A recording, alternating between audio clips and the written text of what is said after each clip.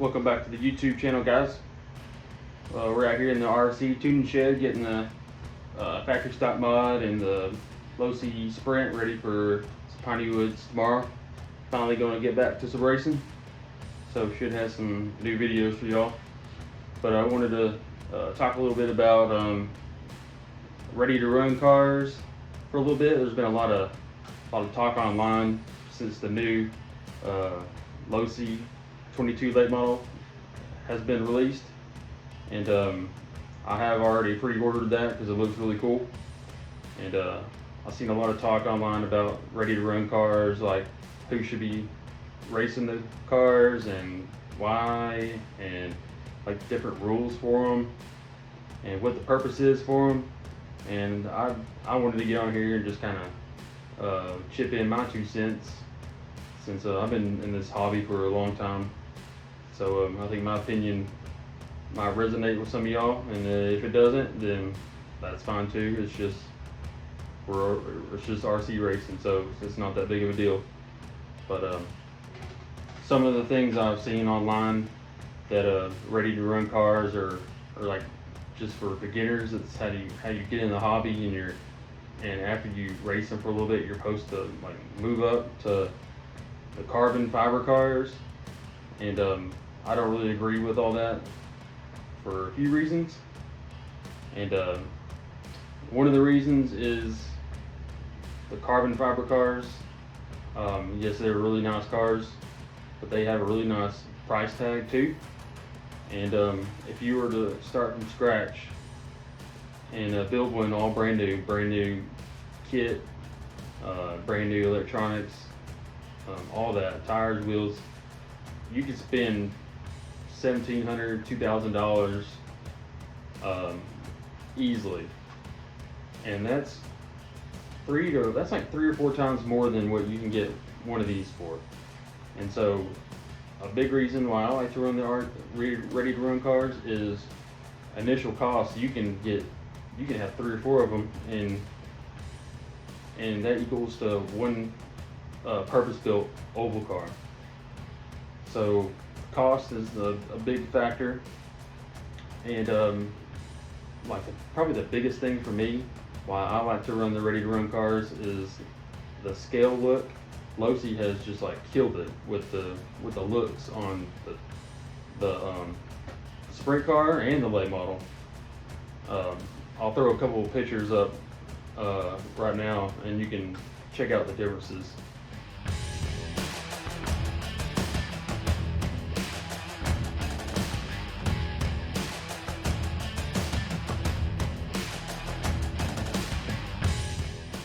But yeah, low-C has the sprint car looks awesome.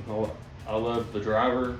I like how you can customize it. Like you can paint the driver, and it's just really cool looking. I like the cage. You can paint the cage.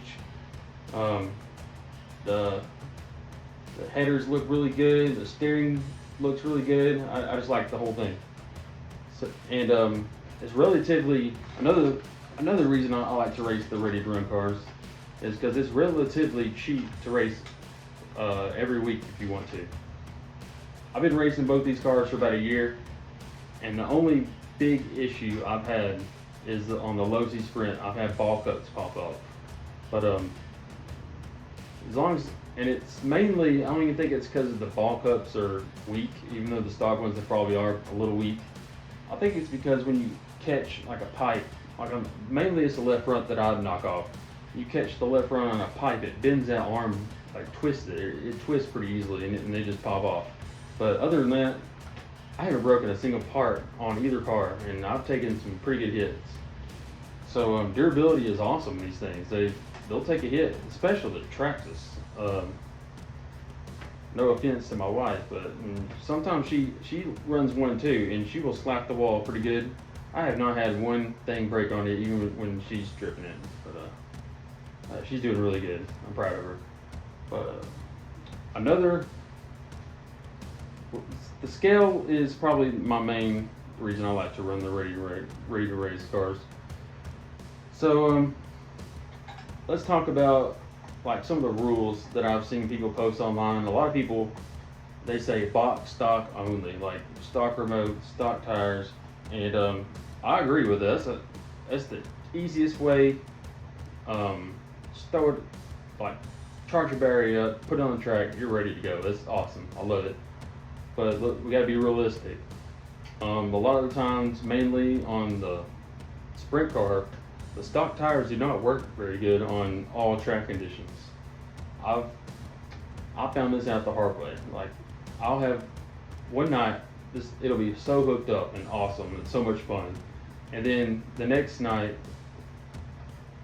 you can barely drive around the track, and the only thing that's changing is the track conditions. And I know I need to tune it to make it handle better, but there's only so much you can do. If the tires don't hook up, you can't tune that out, especially with the limited amount of tunability for these things. So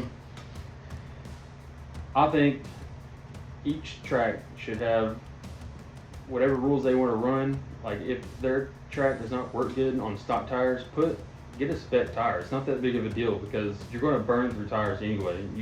They only last so long. So I have no problem with putting a good tire on it that hooks up. We run the DEs on both these cars at Piney Woods. They last a long time. The foams don't break. They don't break down like the stock foams. They just work really good. So I'm all for a spec tire that's not the stock tire. Also, I see a lot of people say that it should just be the stock remote, and that there's a big advantage with aftermarket remotes. When I agree there is some advantages with the aftermarket remotes, but if the person who is racing is serious and they do want to move up to the carbon cars, they're going to buy a remote anyway. So have the option. You can get the remote, learn the remote on your ready to run car. It's good to be able to set endpoints and your throttle curves and your steering parameters and all that, but with a box stock car, it's not that big of an advantage because, let's face it, they're not that powerful, and the servos aren't that fast, so it's just not as much as a factor. Also, like that, the maintenance on these cars is way less than a carbon car. I mean, I didn't even change the shock oil in the rear shocks of the Traxxas. It has some of the best shocks out of any car I've ever had. Even the kit cars, they work really good. The low-C shocks I really haven't had any problems with those either. Some people say they leak, but I haven't had any problems. I've just topped these off a couple times just to get the air out. I didn't even change. It still has stock shock fluid in it. Just topped off, and I bleed them every now and then, and they work great. So that's another thing. The maintenance schedules on these things it's bare minimum. Just keep the tires clean, make sure nothing's bent, and you're good to go on them. So should it just be for novice drivers, or is this a good class for the experienced driver? Well, I say it is a good class for a novice to get into because the cars are usually pretty easy to control for the most part, and the competition's going to be closer because all the cars are pretty much the same. It's just you got to do a few things to get them right, and that's with any car. And I've posted up YouTube videos for the Traxxas Modified. If y'all want to get on there, y'all can see what I do to this thing, and it'll get you in the ballpark.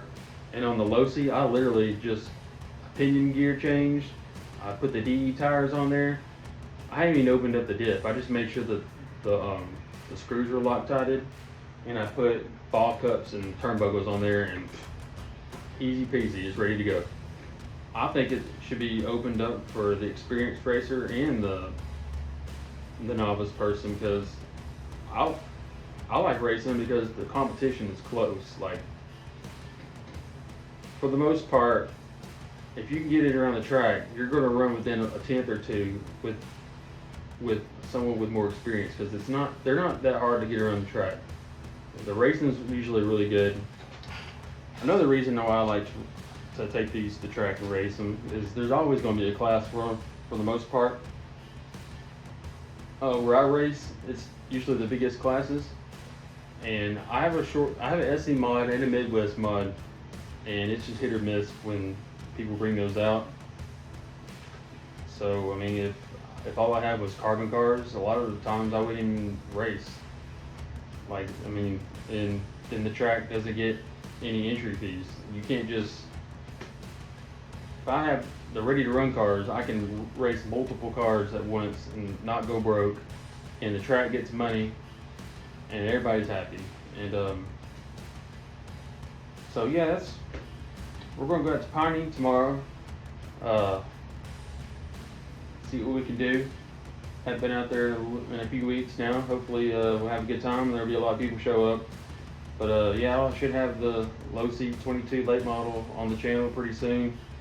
I can go over that with y'all, and hopefully a few of them start showing up at the track and we can start racing those. I got a wrap coming for it too, so it should be fun. But yeah, that's all I got for now.